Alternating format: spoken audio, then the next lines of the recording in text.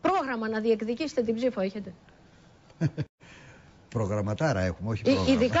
Προγραμματάρα έχουμε, όχι πρόγραμμα. Ειδικά... Προγραμματάρα έχουμε, όχι πρόγραμμα. Ειδικά...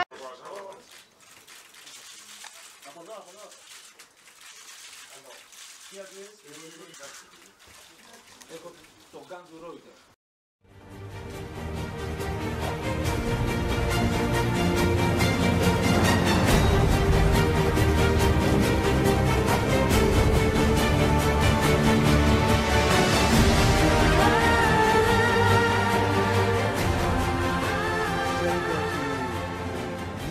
Της Ελλάδας έχει αποφασίσει να ακολουθήσει μια πολυδιάστατη και πολυεπίπεδη ενεργειακή πολιτική στις διεθνείς της σχέσεις. Διότι πιστεύουμε ότι έτσι εξυπηρετούνται τα εθνικά μας συμφέροντα, αλλά θα προσέθετα και η σταθερότητα και η ασφάλεια στην περιοχή μας και η ενεργειακή επάρκεια και ασφάλεια σε όλη την Ευρώπη.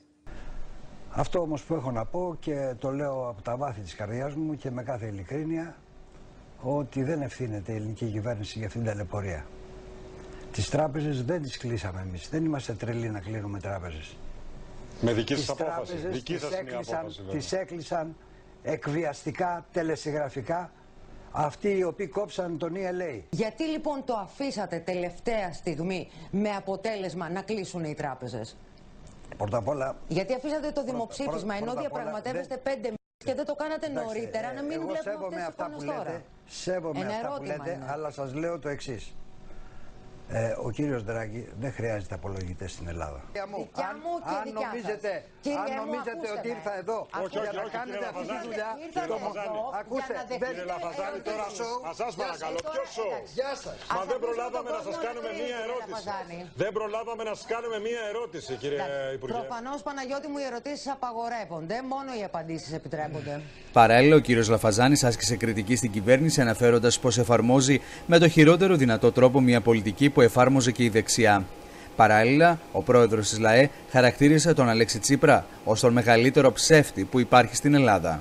Και μιλάμε πρόσωπο με τους πολίτες και τους λέμε τις απόψεις μας ανοιχτά και ξέρουν οι πολίτες ότι αυτό που λέμε το εννοούμε.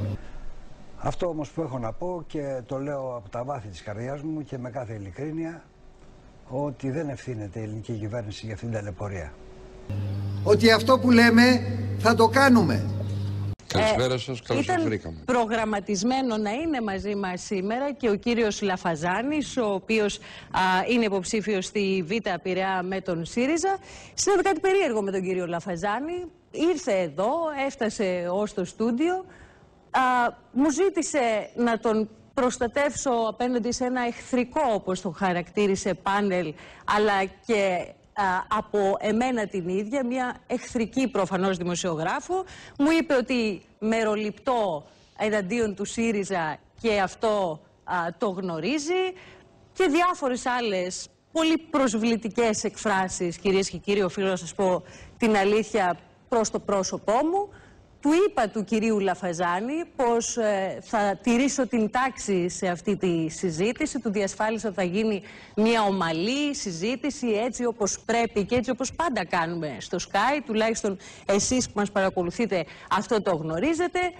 Το αμφισβήτησε εντόνως, εξόχως προσβλητικό μου φάνηκε και αυτό, και στη συνέχεια, για να πω όλη την αλήθεια, και είχα και μάρτυρες σε αυτό το περιστατικό, μου είπε, του είπα ότι αν πιστεύει ότι είμαστε όπως μας χαρακτηρίζει, γιατί ήρθε, και μου ανακοίνωσε ότι φεύγει. Κατόπιν τούτου δεν μπορούσα να κρατήσω δια της βίας τον κύριο Λαφαζάνη. Αυτό που πρέπει αυτή τη στιγμή να κάνω είναι να κάνουμε την εκπομπή χωρίς εκπρόσωπο του ΣΥΡΙΖΑ, με όλο το σεβασμό στις προτάσεις του κόμματος της αξιωματικής αντιπολίτευσης.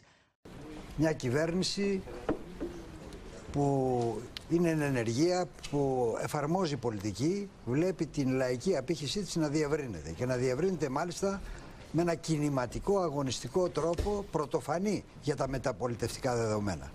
Ενισχύεται η κυβέρνηση στη διαπραγμάτευση, στην πορεία της, γιατί αυτή τη στιγμή η κυβέρνηση παίζει έναν ευρύτερο εθνικό ρόλο, εκ των πραγμάτων. Αρκετοί βουλευτές από τον ΣΥΡΙΖΑ μεταξύ των οποίων και εγώ, δεν θα ψηφίσουμε τα μνημονιακά μέτρα. Αυτό δεν σημαίνει ότι δεν στηρίζουμε την κυβέρνηση. Αυτό δεν σημαίνει ότι θα διασπαστεί ο ΣΥΡΙΖΑ. Η ενότητα του ΣΥΡΙΖΑ είναι διασφαλισμένη απολύτως, όπως είναι απολύτως διασφαλισμένη και η στήριξη στην κυβέρνηση. Στηρίζουμε την κυβέρνηση, δεν ψηφίζουμε όμως τα μνημονιακά μέτρα. Ευχαριστώ. Πώς θα συνεχίσετε?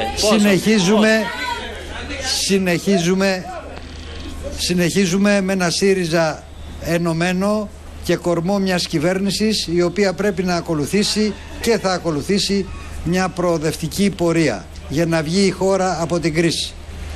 Αυτή είναι η κατεύθυνσή μας, αυτή θα ακολουθήσουμε. Πώς ενωμένο, κύριε Λαφαζάνη? Με το 1 τρίτο του κόμματος απέναντι, πώς μπορεί να πορευτεί η κυβέρνηση? Δεν είναι κανένας απέναντι από την κυβέρνηση. Την κυβέρνηση, όπως σας είπα, τη στηρίζουμε. Τη στηρίζουμε πολύ δυνατά, στηρίζουμε την κυβέρνηση πολύ δυνατά, στηρίζουμε την κυβέρνηση ολόθερμα, στηρίζουμε την κυβέρνηση για να εφαρμόσουμε το πρόγραμμά μας. Αν σας ζητηθεί παρέτηση, κύριε Λαφαζάνη, παιδιά, μια στιγμή, μη φωνάζετε, εντάξει, όλα θα τα πούμε. Λοιπόν, το θέμα της κυβέρνησης είναι αρμοδιότητα του Πρωθυπουργού. Ο Πρωθυπουργός καθορίζει το κυβερνητικό σχήμα. Οποιοδήποτε στιγμή μου ζητήσει την παρέτησή μου, είμαι στη διάθεσή του. Αυτό είναι σαφές. Και είναι δικαίωμα του Πρωθυπουργού, τον οποίον σέβομαι και εκτιμώ. Ο Αλέξης Τσίπρας είναι Πρωθυπουργός της χώρας με τη θέληση του ελληνικού λαού. Τον στηρίζουμε όλοι, στηρίζουμε την κυβέρνηση, στηρίζουμε εμείς τουλάχιστον και αυτοί που είπαμε όχι, την προσπάθεια να βγούμε από την κρίση και να βγούμε με την Ελλάδα ψηλά, με την Ελλάδα κοινωνικά δίκαιη, με τον ελληνικό λαό σε μια καλύτερη κατάσταση και καλύτερες προοπτικές. Αν δεν στηρίζατε την κυβέρνηση, ναι, στηρίζουμε την κυβέρνηση, αλλά διαφωνούμε με το μνημόνιο, διαφωνούμε με τα μνημόνια, διαφωνούμε με μέτρα λιτότητας. Είναι σαφές. Στηρίζουμε απολύτως.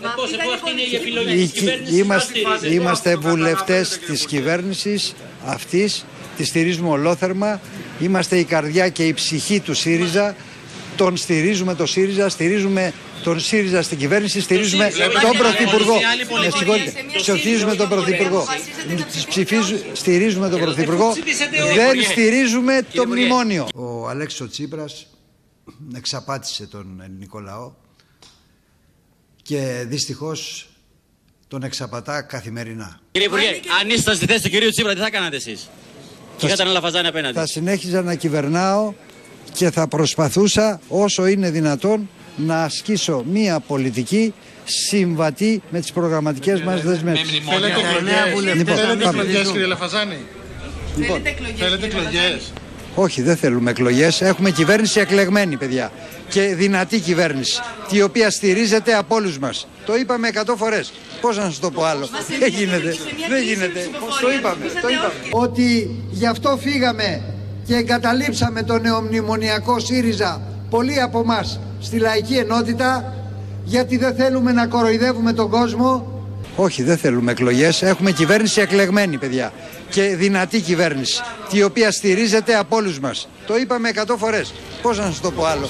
Δεν γίνεται.